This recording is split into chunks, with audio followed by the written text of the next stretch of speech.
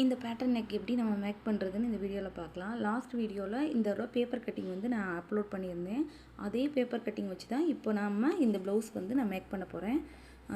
இந்த வீடியோவோட அந்த பேட்டர்ன் வேணும்னா லாஸ்ட் வீடியோவில் செக் பண்ணி பாருங்கள். கிளியராகவே இருக்கும்.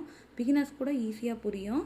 இதுலேயும் நிறையா டிப்ஸ் இருக்குது, ஸ்டிச்சிங் டிப்ஸ் எல்லாம். அதனால் ஃபுல்லாக பாருங்கள், அப்போ தான் உங்களுக்கு புரியும்.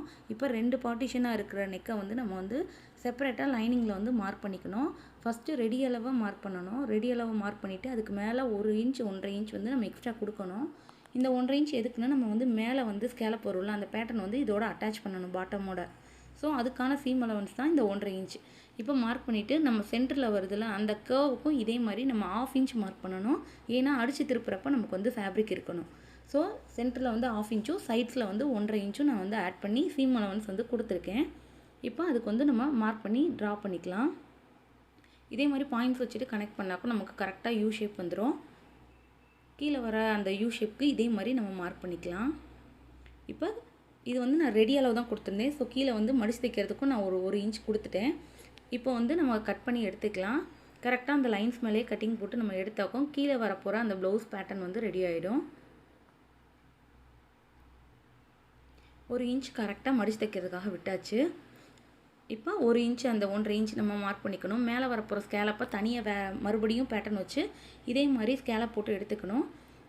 மேலே வந்து கனமான ஏதாவது ஒரு மெட்டீரியலை வச்சுட்டு இது மாதிரி மார்க் பண்ணுங்கள். அப்போனா நமக்கு நகலாமல் இருக்கும். இப்போ நான் மார்க் பண்ணுறது எல்லாமே ரெடி அளவு.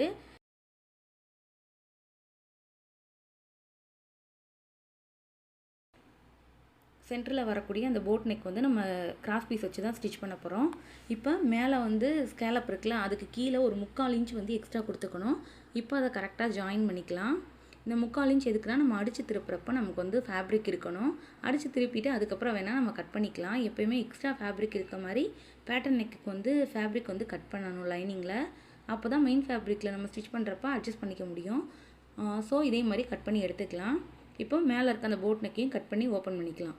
அதுக்கு மேலே வந்து ஒரு 1/2 இன்ச் வந்து நம்ம விட்டுறணும். ஏன்னா அப்போ தான் நமக்கு நெக் வந்து மாறாமல் இருக்கும். கிராஸ் பீஸ் பிடிச்சி தைக்க நண்டிக்கு நம்ம இதை வந்து ஓப்பன் பண்ணக்கூடாது. இப்போ லைனிங்கில் இதே மாதிரி தான் இருக்கும். கட் பண்ணதுக்கப்புறம் சீம் அலவன்ஸ்லாம் விட்டு நம்ம ரெடி பண்ணியிருக்கோம். இப்போ இதை ஃபேப்ரிக்கில் கட் பண்ணி எடுத்துக்கலாம். மேலே வரப்போகிற அந்த ஸ்கேலப் வந்து நான் கலம்கரி ஃபேப்ரிக் வந்து யூஸ் பண்ணுறேன். கரெக்டாக பேட்டர்னை வந்து சென்டரில் வச்சு நான் இதே மாதிரி கட் பண்ணி எடுத்துக்கிறேன். மெயின் ஃபேப்ரிக்லேயுமே 1/4 இன்ச் எக்ஸ்ட்ரா விட்டு கட் பண்ணிக்கலாம். இந்த மாதிரி கட் பண்ணி எடுத்துக்கலாம். இது மேலே வரப்போகிற போர்ஷன். கீழே வர்றதுக்கு டிஃப்ரென்ஷியேட் தெரியணுன்றதுக்காக நான் ப்ளைனாக இருக்க மாதிரியும் அதில் லைன்ஸ் இருக்க மாதிரியும் ஃபேப்ரிக் சூஸ் பண்ணியிருக்கேன். இப்போ கட் பண்ணதுக்கப்புறம் இந்த மாதிரி தான் இருக்கும், செப்பரேட்டாக இருக்கும். இப்போ அதை நம்ம ஸ்டிச் பண்ணிக்கலாம். ஃபஸ்ட்டு வந்து நான் பாட்டமாக ஃபினிஷ் பண்ணிக்கிறேன். 1 இன்ச்சை வந்து அடித்து திருப்புறதுக்காக ஸ்டிச் பண்ணியாச்சு. இப்போ மேலே இருக்க அந்த யூ ஷேப்பையும் ஸ்டிச் பண்ணிவிட்டு அதுக்கப்புறம் நம்ம வந்து அர்க்கத் கொடுத்து அடித்து திருப்பினாக்கோ பாட்டமும் ஃபினிஷ் ஆயிரும், மேலேயும் ஃபினிஷ் ஆயிரும். ஸோ இந்த மாதிரி நான் ஸ்டிச் பண்ணி எடுத்துக்கிறேன். அர்க்கத் கொடுக்குறப்ப கிராஸாக கொடுக்கணும். அப்போனா நமக்கு டேன் பண்ணுறப்ப ரொம்பவே ஈஸியாக இருக்கும். ஸோ இந்த மாதிரி கொடுத்து நம்ம வந்து டேன் பண்ணி எடுத்துக்கலாம். இது வந்து பாட்டமில் வரப்போகிற நெக்கோட போர்ஷன். பார்த்தாலே டிஃப்ரென்ஷியேட் தெரியும். மேலே வரப்போகிறது கலம்கரி பிரிண்ட்லேயும், கீழே வர்றது இந்த மாதிரி ப்ளைனாகவும் இருந்தாக்கும் நமக்கு டிஃப்ரென்ஷியேட் நல்லாவே தெரியும். இப்போ மேலே வந்து ஒரு படிமான தையல் வந்து போட்டுக்கலாம். ஸ்டிச்செல்லாம் போட்டு எடுத்ததுக்கப்புறம் தான் நம்ம வந்து எக்ஸ்ட்ரா இருக்க பீஸை வந்து கட் பண்ணணும். கீழே நம்ம மடிச்சு தைக்கிறப்ப கரெக்டாக எடுத்து விட்டு ஸ்டிச் பண்ணணும். ஏன்னா அதுக்குள்ளே 1/4 இன்ச் கிட்ட ஃபேப்ரிக் வந்து மாற்றுறதுக்கு சான்சஸ் இருக்குது. ஸோ அதை வந்து நல்லா எடுத்து விட்டுட்டு அதுக்கப்புறம் இது மாதிரி ஸ்டிச் பண்ணி எடுத்துக்கலாம். இப்போ பாட்டமில் நம்ம வந்து டாட் பிடிப்போம்ல, அதுக்கு வந்து 3.5 இன்ச் அகலம் விட்டுட்டு அதுக்கப்புறம் 1 இன்ச் மார்க் பண்ணி 3.5 இன்ச் ஹைட்டுக்கு நான் இதே மாதிரி டாட் மார்க் பண்ணி 2 சைடுக்கும் இதே மாதிரி டாட் பிடிச்சி எடுத்துக்கிறேன்.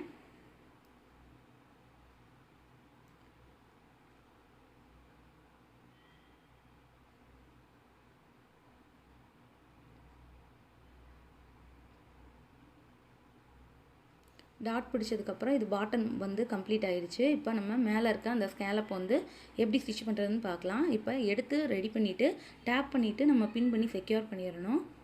இந்த மாதிரி செக்யூர் பண்ணிவிட்டு தான் நம்ம ஸ்டிச் பண்ண ஆரம்பிக்கணும். இப்போ இது வந்து நான் ரைட் சைடு மேலே லைனிங் வச்சு ஸ்டிச் பண்ணுறேன். இந்த மாதிரி நம்ம அடித்து திருப்புறப்ப நமக்கு வந்து கேன்வாஸே தேவைப்படாது. நம்ம இப்படியே ஃபினிஷ் பண்ணிடலாம். இப்போ நான் அந்த மெத்தட் தான் ட்ரை பண்ணிகிட்ருக்கேன். கரெக்டாக லைனிங்கை மெயின் ஃபேப்ரிக் மேலே வச்சு அந்த கர்வ் முடிகிற இடத்துக்கு நிப்பாட்டி நம்ம டேன் பண்ணாக்கும் கேன்வாஸ் யூஸ் பண்ணாமலே நமக்கு வந்து பர்ஃபெக்டான ஸ்கேலப் வந்து கிடைக்கும். இதில் நான் எடுத்து விடும் போதே உங்களுக்கு ஸ்கேலப்போட ஷேப் வந்து பர்ஃபெக்டாக தெரியும். இப்போ இதே மாதிரி ஸ்கேலப் வந்து கரெக்டாக பொறுமையாக ஸ்டிச் பண்ணி எடுத்துக்கலாம்.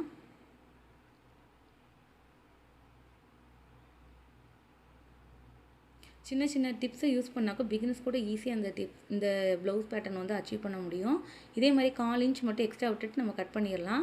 கரெக்டாக சென்டரில் மட்டும் நம்ம நாச்சஸ் கொடுத்துட்டு டேன் பண்ணுறப்ப கரெக்டாக வெளியே வந்துடும். இப்போ பார்த்தாலே தெரியும், நான் கேன்வாஸே யூஸ் பண்ணல, ஆனால் நமக்கு வந்து பர்ஃபெக்டான ஸ்கேலப் டிசைன் வந்து கிடைக்குது. ஸோ நம்ம ஸ்டிச் பண்ணுறப்ப கரெக்டாக பாயிண்டில் நிப்பாட்டணும். நான் அயன் கூட பண்ணலை, ஆனால் எனக்கு எவ்வளோ நீட்டாக இருக்குன்னு பார்த்தீங்களா? இப்போ இது மேலே ஒரு படிமான தையல் வந்து போட்டு எடுத்துக்கலாம்.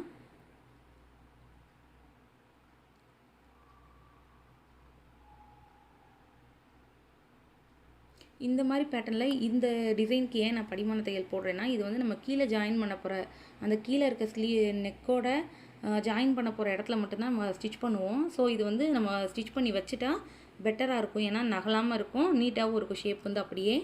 ஸோ அதே மாதிரி நான் வந்து ஸ்டிச் பண்ணி எடுத்துக்கிறேன்.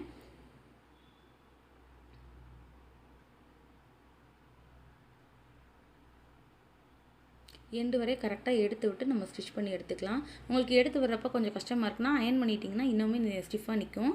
இப்போ நம்ம எக்ஸ்ட்ரா இருக்க சைடு வந்து ஸ்டிச் பண்ணி எடுத்துக்கலாம். நெக் வந்து கிராஸ் பீஸ் வச்சு ஸ்டிச் பண்ண போகிறதுனால நெக் சைடும் நான் இதே மாதிரி ஸ்டிச் போட்டு எடுத்துக்கிறேன், லைனிங்கை ஃபேப்ரிக்கில் அட்டாச் பண்ணி.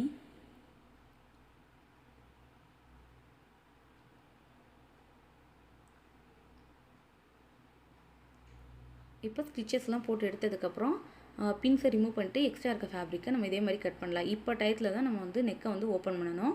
இல்லைன்னா நம்ம கிராஸ் பீஸ் கொடுத்து ஸ்டிச் பண்ணும்போது நமக்கு வந்து எக்ஸ்ட்ரா ஆயிடும் நம்ம நெக் ஓப்பனு. போட் நெக்கில் நம்ம இந்த மிஸ்டேக் பண்ணாமல் இருந்தாலே போட் நெக் பர்ஃபெக்டாக இருக்கும். இப்போ எக்ஸ்ட்ராஸாக கட் பண்ணிவிட்டு கிராஸ் பீஸ் கொடுத்து நம்ம நெக்கை வந்து ஃபினிஷ் பண்ணிடலாம். கிராஸ் பீஸ் வந்து நல்லா இழுத்து பாருங்கள், ஸ்டிஃபாக இருக்காமல் நல்லா இழுக்கிற மாதிரி சைடாக பார்த்து கிராஸ் பீஸ் வந்து கட் பண்ணிக்கோங்க. இப்போ நான் காட்டுறப்ப எவ்வளோ ஸ்டிச்சபிளாக இருந்துச்சு. அதே மாதிரி நம்ம வந்து கட் பண்ணிவிட்டு கரெக்டாக அந்த பாயிண்ட்ஸுக்கு மார்க் பண்ணிவிட்டு ஸ்டிச் பண்ண ஆரம்பிச்சிடலாம். ஈவனாக இருக்க மாதிரி ஸ்டிச் பண்ணிக்கணும். நான் வந்து 1 இன்ச்சுக்கு கிராஸ் பீஸ் எடுத்திருக்கேன். இப்போ ரா எட்ஜ் மேலே வச்சு ஸ்டிச் பண்ணியாச்சு. எக்ஸ்ட்ரா இருக்கிறத கட் பண்ணிவிட்டு நம்ம வந்து ராங் சைடு இதை வந்து டேன் பண்ண போகிறோம். நாச்சஸ் கொடுத்துட்டு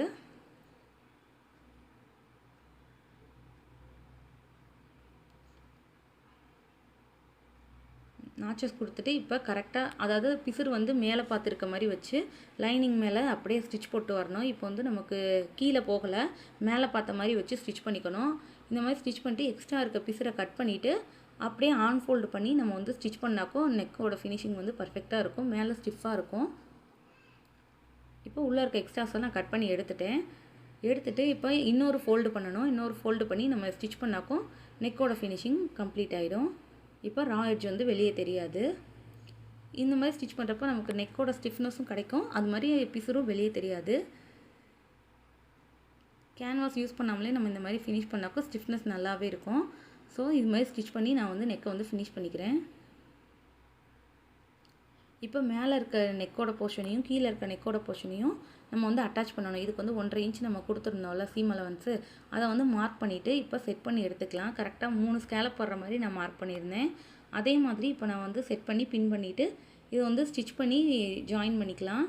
இந்த மாதிரி பேட்டர்ன் சூஸ் பண்ணுறப்ப மேலே ஒரு டிஃப்ரெண்ட் ஃபேப்ரிக்கும் கீழே டிஃப்ரெண்ட் பேட்டர்னும் வர்ற மாதிரி நம்ம சூஸ் பண்ணணும். அப்போ தான் அந்த டிஃப்ரென்ஷியேஷனே தெரியும். இப்போ கரெக்டாக நான் 3 ஸ்கேலப் வர்ற மாதிரி வச்சு மார்க் பண்ணிவிட்டு ஸ்டிச் பண்ண ஆரம்பிச்சிட்டேன். இப்போ நம்ம ஸ்டிச் பண்ணுறப்ப கரெக்டாக அந்த 2 பேட்டர்னும் ஜாயிண்ட் ஆகிற இடம் இருக்குல்ல, அந்த இடத்துல மட்டும் ஒரு கெட்டி தையல் வந்து பேக் ஸ்டிச் கொடுத்து நம்ம ரெடி பண்ணிக்கணும்.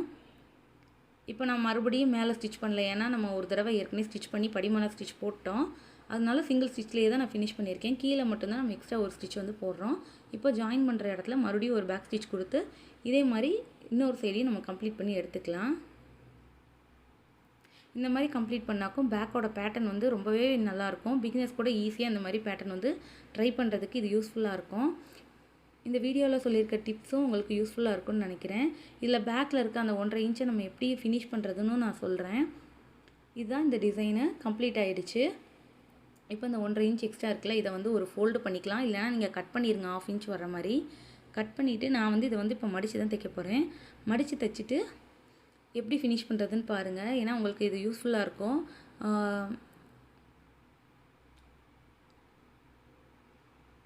எக்ஸ்ட்ராஸை கட் பண்ணிடலாம். இப்போ ஒரு மேலே ஒரு ஸ்டிச் போட்டு எடுத்துக்கலாம். இதுதான் இந்த டிசைனோட பேக் நெக்கு. இப்போ உள்ள கம்ப்ளீட் எப்படி பண்ணுறதுன்னு காட்டுறேன். இது ஃபியூசிங் டேப்பு. ஃபியூசிங் டேப் எடுத்து கரெக்டாக அந்த நம்ம எக்ஸ்ட்ரா விட்டுருக்கோம்ல அந்த அளவுக்கு கரெக்டாக இதே மாதிரி லைட்டாக பீல் பண்ணாலே வந்துடும். அதை எடுத்து அந்த ஃபேப்ரிக் அடியில் வச்சுட்டு இப்போ நான் ப்ளேஸ் பண்ணுற மாதிரி நம்ம ஃபேப்ரிக்கை எடுத்துகிட்டு ப்ளேஸ் பண்ணிக்கணும். இந்த மாதிரி 2 ஃபேப்ரிக்கும் சென்டரில் வைக்கணும். வச்சுட்டு இப்போ நம்ம நல்லா ஹீட்டாக வச்சு அயன் பண்ணுறப்ப அது நல்லா ஸ்டிக் ஆகிடும். பிரிஞ்சு வந்து வெளியே வராது. 2 ஃபேப்ரிக்கையும் நல்லா ஹோல்ட் பண்ணிக்கிறோம்.